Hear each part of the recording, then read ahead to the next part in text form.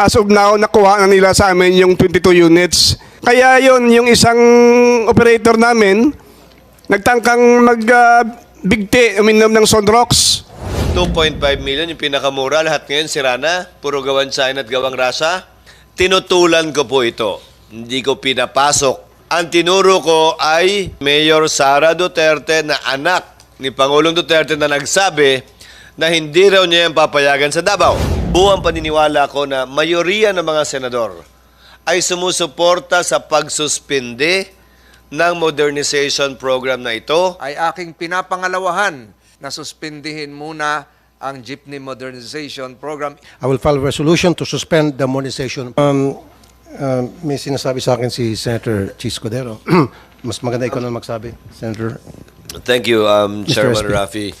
Una sa lahat, magandang umaga po sa inyo. Wini-welcome namin yung mga kaating kaibigan galing sa Manibela na nagbababasa ng ulan sa labas at nagrarally. Kung hindi lang po maliit ito, in-accommodate namin kayong lahat dito sa aming tanggapan. Pero natutuwa ako at naging bahagi kayo ng pagdinig ni Senator Tulfo. Mr. Chairman, matagal na akong tutol sa PUV modernization at hindi na natin kailangan magdebate.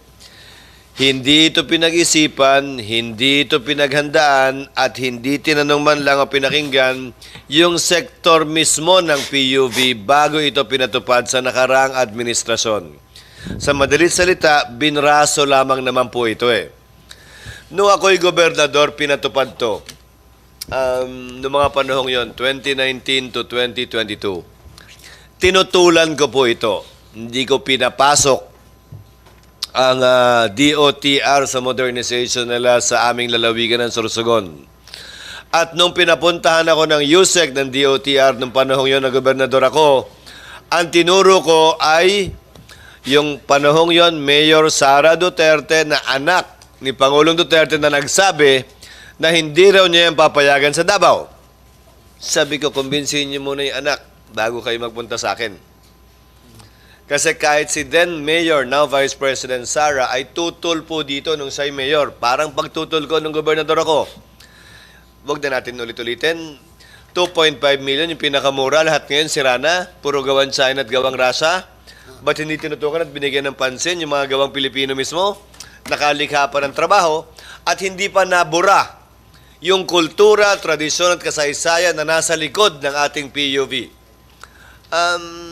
Yung mga kwadradong parang minibus na binibenta ng DOTR sa nagdaang administrasyon, hanggang ngayon, sa totoo lang, walang kaamor-amor sa akin eh.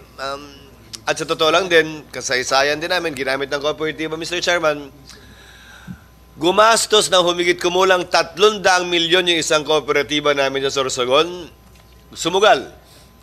Sa mahigit kumulang 40 yata o 50 minibus na binili nila, mga 8 na lang ang tumatakbo ngayon. Pinagkahuyan na rin yung mga nasira. Kulang nga ng paghahanda. At bilang panghuling punto, Mr. Chairman, sa halagang 2.5 million kada isa, saan naman kukuha ng pambayad nun yung operator o yung driver? Kahit anong computation ang gawin ninyo para mabayaran yung buwan ng hulog sa isang PUV na 2.53 million ang halaga, kahit maganda ko ba yung driver, kulang po ang 24 na oras na pamamasada para mabayaran yon na may kita pa rin yung operator at yung driver. Ang solusyon dito, Mr. Chairman, sa panig naman ng ating gobyerno, mulat mula ang solusyon naman dito, pinansyal eh. Paano nyo mabibigyan ng sapat na kakayahan ang PUV, driver at operator para mabili itong sinasabi nyong malinis, moderno, mas maayos at mas maganda? Hanggat hindi po sapat ang financing, kahit anong puwersa nyo na magkooperatiba yan, para lamang makabili ng mga sinusubo ninyong galing China at galing Russia, hindi po talaga uubre. At isa pa po, saan na napunta yung tradisyon, kasaysayan at kultura natin kaugnay sa jeep? Hanggang ngayon po yung mga ambassador natin, pati po ako bilang Senate President ngayon, yung ibang mga senador natin at kongresista, ang pinapamigay po ay yung simbolo pa rin ng jeepney hanggang ngayon dahil parte na ito ng kultura at kasaysayan ng ating bansa. Isang ganun, buburahin nyo? Sino kayo? At sino nagsabing may kapangyarihan kayong burahin nyo ng ganun-ganun na lamang? Kaya pinapanukala ko, Mr. Chairman, buwang paniniwala ko na mayoriya ng mga senador ay sumusuporta sa pagsuspinde ng modernization program na ito. Kaya imbis na panukalang batas o dagdag dito, makakapagpasa tayo agad ng resolusyon expressing the sense of the Senate na hinihiling at pinapanawagan sa Pangulo na ito'y pansamantala munang suspindihin hanggat hindi nasasagot lahat ng mga katanungan, lahat ng problema at lahat ng kwestyong pinansyal kaugnay ng modernisasyong ito. Buwang pag-asa ko, Mr. President. Dahil na rin sa mga naging posisyon ng Pangulo sa kanyang zona, partikular kaugnay ng Pogo, may isang bagay na pinakita si Pangulong Marcos kahapon. Siya'y nakikinig at siya'y sensitibo sa pulso at opinyon ng ating mga kababayan. At bilang inyong mga kinatawan sa Senado, sa pangunguna ni Chairman Raffy Tulfo, paparinig natin at ihahatid natin sa kanya yung pulso, pananaw at posisyon ng mas nakararami nating kababayan na ipagpaliban muna ito. At sana, dinggin niya tulad na naging posisyon din ng Senado sa Pogo, yung ating posisyon, kaugnay nito, nang hindi na kailangan intayin pa yung susunod na zona. Kasi kaisa niyo ka, Mr. Chairman, at suportado ko ang posisyong yan kung inyong iyahain ng resolusyon kahit po sa darating na linggo. Yan ay resolusyon lamang naman po. Kapag makakuha tayo ng mayoriyang pirma, tutulungan ko kayo makakuha ng mayoriyang pirma. Agad naming maipapasa ang panawagang ito ngayon o sa darating po na linggo. Maraming salamat. Thank you, Mr. Chairman. Senator Salamat po President sa inyong lahat. Escudero. Yes, definitely, absolutely. Ako po ay magpahain ng resolusyon para isuspindihin po itong PUV Modernization Program, and susupport naman po ako ng mga kasama ko Senado, majority, and even the Senate President, then so be it. Suspindido muna. Pero mukhang malungkot po kayo nung marinig mo suspindido. Mukhang malungkot ka saan. Mukhang gumalong-galong ka. Bakit po kayo nalungkot? Ba't kayo nalungkot nung nabanggit yung suspension? Para kayong na-bankrupt. Kayo po. Your Honor, unang-una, nirerespeto po natin yung nailahad ng ating Senate President. It is fair for everybody to speak kung ano po yung gusto nilang sabihin, and nirerespeto po namin yon. So, kung magkakaroon po ng resolusyon yung ating Senado, yun po ipaparating natin sa ating Pangulo para malaman po niya yung sentimiento po ng ating mga kasamahan dito sa Senado.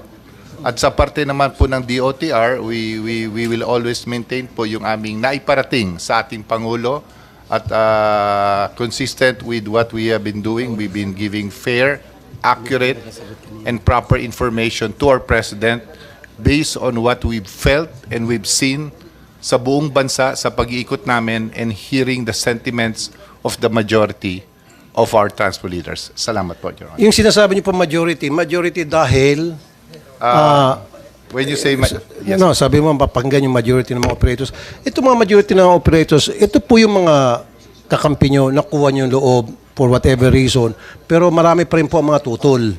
In fact, even mga taga-LGU, tulad ni Senator Cheese pa, nung governor pa siya, tutol siya. Ayaw niya papasukin yung DOTR, ayaw niya papasukin yung modernization program. Anak na mismo ni President Duterte na si Sara, mayor ng Davao at that time, ayaw niya pumasok yung modernization program sa Davao. Anak na mismo ni Presidente ito. Diba? So dapat kumbinsin niyo muna yung mga taga-LGU tulad na ni Governor Cheese Escudero bago kayo sana magpatuloy sa modernization program ninyo. So hindi talaga napagplanuhan, hindi na pag-usapan, hindi na pag-isipan.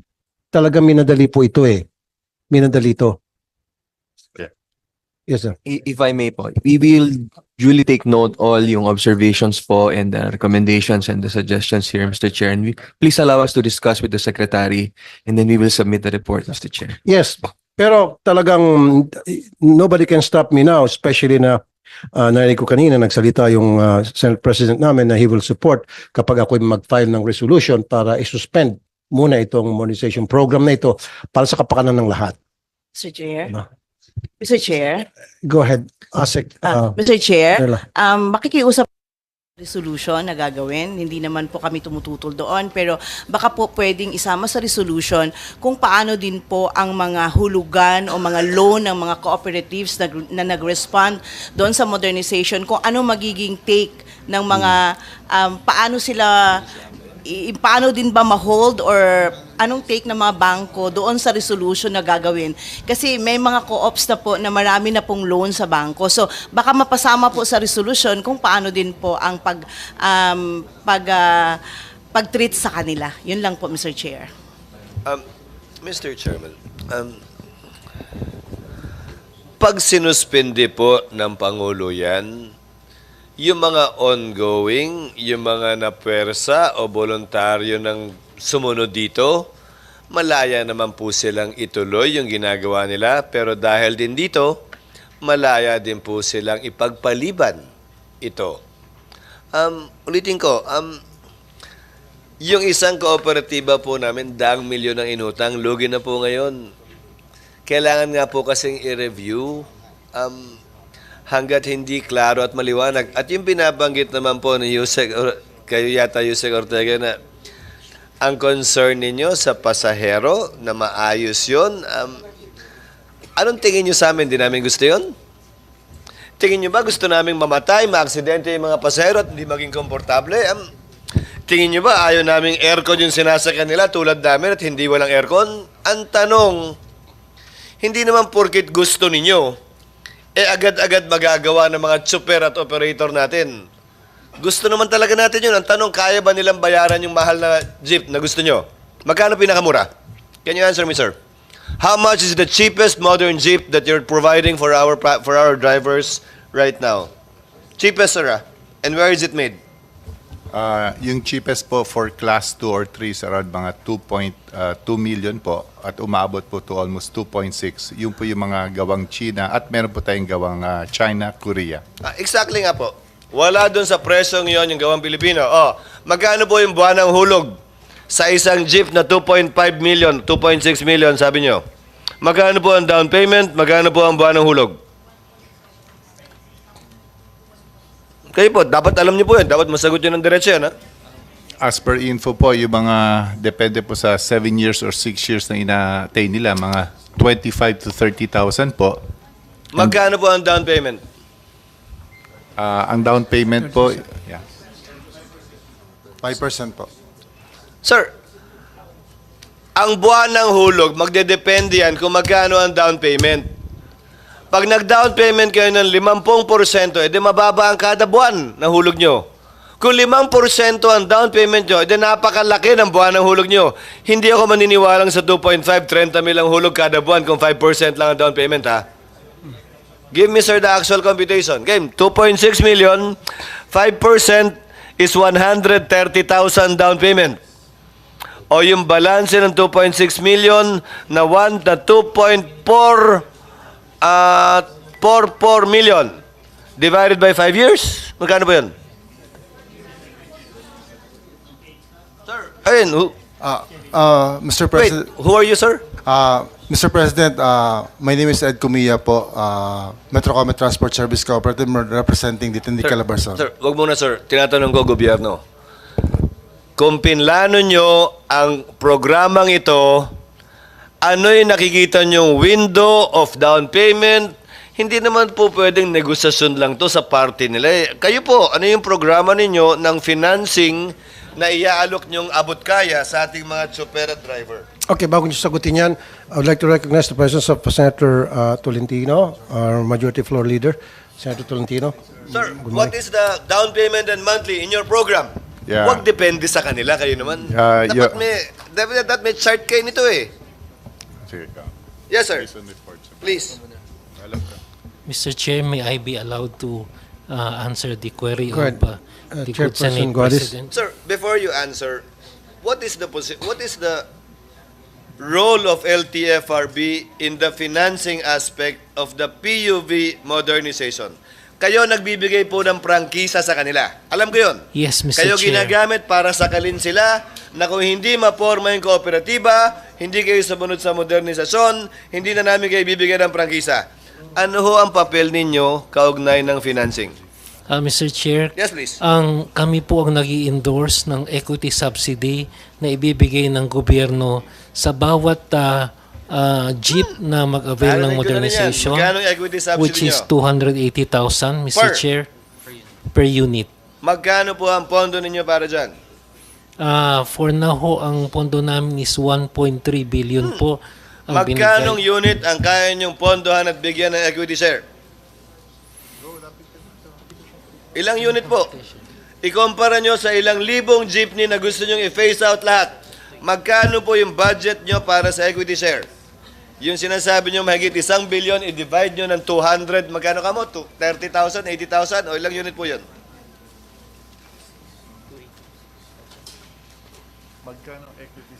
Sir, dapat automatic yun, di ba? Pinapatupad yun na yung plano, nasa gitna na tayo ng programa eh. Hindi ba dapat, ito yung pondo. Congress, kailangan namin ng 10 billion para yung 50,000, 80,000 jeep, 1 milyong jeep, mapalitan natin sa loob ng 3 taon. Di ba? Automatic dapat yun, sir. So tell me, how many jeepneys does your fund or can your fund provide na may bibigyan kayong equity contribution? Your Honor, if I may be allowed while they're looking at Yes, numbers. sir, please. For next year po, ang DOTR was asking for 4.9 billion pesos. This is an amount equivalent to staggered po yung ating i-modernize na almost 150,000 because the modernization of the vehicle po will end up to 2030 po. It's like 25, 26, 27. So mga 6 na taon po yon. So ang ginawa po naming hinihingi sa ating mga kaibigan sa Senado at Kongreso is the amount na in-stagger po or hinati po in 6 years yung 150,000. At saka po, yung dami po next year will not really be as equal sa 6 years, ngunit parami po yung requirement. Kaya po, palaki po yung hihingi namin. And with due respect po, your Senate President, Please, sir. yung hiningi po namin is just enough na alam po namin na mag-modernize sa ating transportation sector. Thank you po. Then, sir, let me ask you this. 230, sir, 280 ang equity. Mas malaki pa. So, 280,000 times 150,000 kamo ang jeep, di ba? Tama. Tama po ba yung figure? Sabi niyo po, Yusek, 150,000 ang jeep. Sir, ang sabi niyo po kanina, 150,000 ang jeep, di ba? Yes, Mr. Chair. Times 280,000. So Yes. magkano na po ba ang pondo ninyong ina-allocate sa modernization para sa equity mula nung nagsimula itong ginagawa nyo? How many billion? You talked about 1.8 billion kanina. So, 3 may pondo ba bago nun? May pondo bang sumunod nun? Sa kabuuan po, magkano? 20. Sir, again, these figures should come automatic to you. The total amount of money you need to provide equity contribution for 150,000 jeepneys is 42 billion. So my question is, how much have you allocated since you wanted to phase them out and have been implementing this phase out? Nakakamagkano po kayo, sir? As per info po, since 2018 po, umabot na po tayo ng 4 billion sa paghingi po from Congress for equity subsidy. Just to clarify lang po, with Your sir. Honor, Mr. Congressman. Ganito po yon. Kasi po, since nag-start po yung modernization sa previous administration, we noticed po yung pag-acquire po ng modern vehicle was not a big number kasi po there was one major concern ng transport sector. Lagi po na-extend yung deadline. So yung pagbili po ng ating mga transport sector or pagsuporta po ng certain banks, parang bitin po because they are not sure na matutuloy po to. Pero po nung naging firm po at nagkaroon po ng final decision ang ating gobyerno na April 30, this is what we felt and we saw. Nagkaroon po ng resurgence ng interest from financial institutions at yung ating mga transport sectors, sila po'y kumakatok na sa mga bangko for their modern vehicles. That's why yung pag-modernize na amount po before was not that high because it was a real number na konti lang po nag-avail. I think mga 7,000 lang po. But for the next years, we feel po na parami na po na parami. That's why we will be asking a certain amount. With the permission of the chairman. Kung bahagi ng programa ang equity donation contribution ng gobyerno, 280,000 is approximately 280,000 divided by magkano? 2.6 million. Di ba sabi nyo? That's about 10% down payment. Diba? So, kung 150,000 na jeep yan, 42 billion ang kabuuang plano nyo, bakit hindi nyo isabay yung phase out? Depende sa pondo na meron kayong iaalok sa mga magmamodernize. Hindi naman po pwede, sir. Deadline na to. Dapat gawin nyo na mas maraming gagawa nito nang wala naman kayong binibigay na equity contribution, hindi naman to unahan din. Now, if that's the amount you need, sir, 42 billion, stagger it for 6 years, as you said, until 2030. So, 40 billion divided by 6, kung ilang jeepney man yun, times 280,000, yun lang din po ang i-modernize na muna natin sa kada taon. Hindi yung sasabihin ninyo, deadline na yan para humabol na lahat. Meantime, bawal muna. Hindi naman yata makatarungan yun. Yes, sir. Tama po kayo, Mr. Senate President.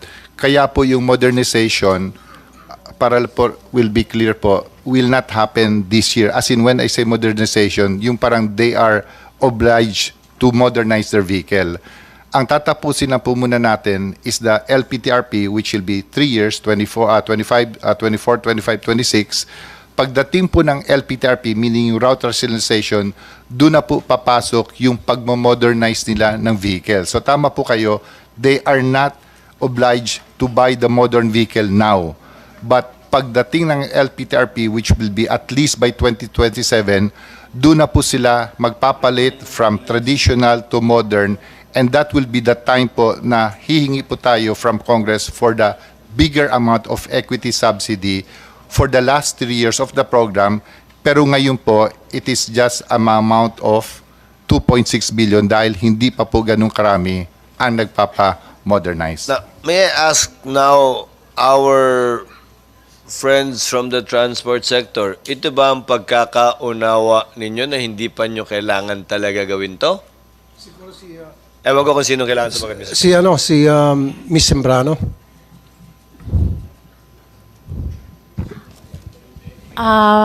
Good afternoon, Honorable Senate President Senator Escudero, at saka yung si Senator, hindi ko kilala, Senator Tolentino, Tolentino. at saka si si Senator, hindi, sumungo ehersito. Ang sa akin kasi kanina, yun ang sagot ko sa tanong ni Idol Senator Tolfo na ang tanging hiling natin sa panahong ito para maisalba natin ang krisis na kinaharap ng ating mga operators sa transport sector, nag-modernize man o hindi, sumama sa programa, ay isuspend muna itong programa na to. Kasi maraming alibu-libong mga operators at drivers na napilitan talaga. At sa tingin ko, 1 to 5% lang ang naging masaya, yung nakakickback lang sa programang ito. So kaya yan ang hiling natin na isuspend muna or ibasura muna itong DOTR 2017-011 na ina-approve at pinamadali ng Duterte administration noong last administration, at saka consistent kami na ayaw talaga naming sumama. At saka salamat din sa sinasabi ng ating Senate President na suportahan niya si Senator Tolfo na isuspend talaga ito. Isang malaking pasasalamat sa amin. Nagagala kami na sana po ma-realize ito. At saka isang hiling lang namin dagdag sa kay Senator Tolfo at sa kay Senate President na ibalik na ang 5 taong prangkisa while isuspend ito. I-renew na agad. Maraming salamat po. Mr. Chair, Mr. Chair. may I be Ang dami recognized? Mr. Chair. Recognize. Mr. Chair. Kanina nakapagsalita kang Mr. Kumia, ibago naman. Mr. Chair. Si Mr. Burata. Is that your name, Mr. Burata? Philip Burata? Go ahead po, sir. Thank you very much, sir. No? Your Honor, Idol Arapitol po. At saka sa mga senador natin ngayon dito. Ako, sir, pumunta ako sa inyong opisina noon na para humingi ng tulong kasi yung nagpa-consolidate kami pero nag-file ang aming corporation sa amin ng 38 counts of carnapping. Kaya sa takot namin na baka lumabas ang resolusyon sa piskalya, pumunta kami sa inyo, humingi ng tulong dahil dito sa malaking problema namin sa aming korporasyon na pinasukan. Nag-consolidate kami dahil naipit kami sa deadline. Pero hindi kami nakakuha ng SEC registration kaya nag-attach kami sa Choret Corporation. To make the story short, nandito kami ngayon sa 38 counts of carnapping na pinapile sa amin. Yung sasakyan namin na sa amin, kasi ang usapan na kami magmamanage sa sasakyan namin, kinukuha nila, inaangkin nila na sa kanila daw yun dahil sa kanila nakapangalan yung corporation. Pero yung gastos, yung franchise ay sa amin. Gusto lang kunin yung mga sasakyan sa amin. As of now, nakuha na nila sa amin yung 22 units. Out of 44 units, nakuha nila sa amin yung 22 units by yung iba by force, yung latest by Repleven, anin na Repleven, at saka dito dumagdag pa sa problema namin. So, sir, Mr. Buratan, nasaan po yung kaso? Pinailan kayo ng carnapping at sino po nag-file ng... Yung nag-file sa amin ng carnapping si Choret Corporation under kasi yung corporation na ito, yung limas na yung may-ari, yung nasa tawag nito sa corporator nila, yung asawang lalaki, yung asawang babae, at saka yung anak. Nasaan po yung kaso, sir? Nasa piskalya pa lang, hindi pa naumusad, wala pang resolusyon. Kaya at that time pumunta kami sa inyo. Okay, sige, sir. Ngayon, dito,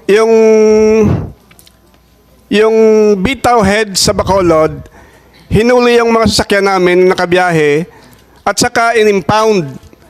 Pagkatapos sa impound, kinabukasan, itinuro-over niya siya sa Choret Corporation dahil sabi niya, may mga statements siya na isa raw akong notorious daw na baka isa akong notorious na karnaper sa Bacolod at saka yung mga sasakyan nakapangalan sa amin.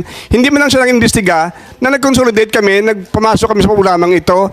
Kaya dito ngayon, nanging biktima kami. At saka isipin mo, Senator, Your Honor, pati yung aming sasakyan na luma na tradisyonal, itinransfer namin sa kanya sa pangalan ng sulat kasi hindi na kami magbiyahe pag hindi nakatransfer dahil nakakonsolidate kami. Isipin mo, ay yung iba naming unit, ayaw niyang iparehistro. Kaya yon yung isang operator namin, nagtangkang magbigti, uminom ng Sonrox. At saka,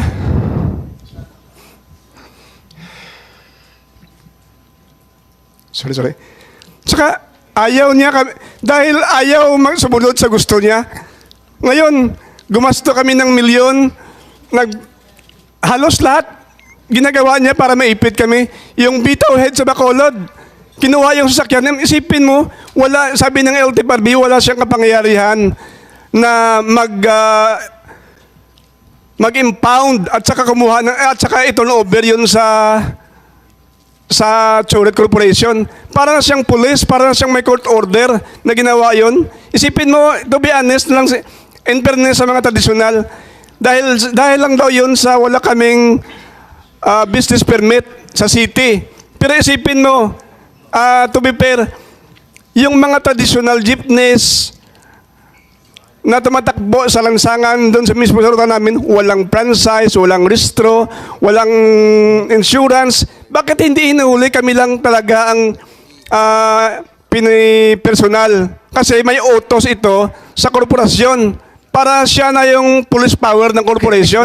Ginamit niya yung posisyon niya as bitaw head para sa amin. Mr. Morata, okay. Pagkatapos ng hearing na to, you can come to my office and then pag-aralan ko paano kita matulungan dun sa kaso mo. Yes, thank you. At least nagkaharap tayo ngayon, I'll make sure.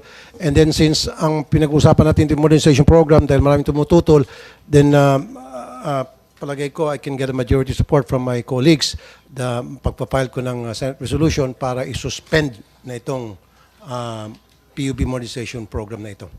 Mr. Chair, Senator Erskine. with your indulgence, maganda po naman yung mungkahi po ng Senate President Escudero. Pero now it seems that now that we are after this hearing, marami pa talagang problema kinakailangan ayusin. But hindi naman po tayo tutol sa modernization per se. Kasi kung ito'y magiging maayos, magiging epektibo, lalo na ngayon that we are pushing for mass transit, dapat nga po, sabi ko kanina, consolidated, coordinated po ang mga rota, no, ng buses, ng jeepney. Ang akin lang pong siguro naiisip, Mr. Chair, that while we are still fixing the consolidation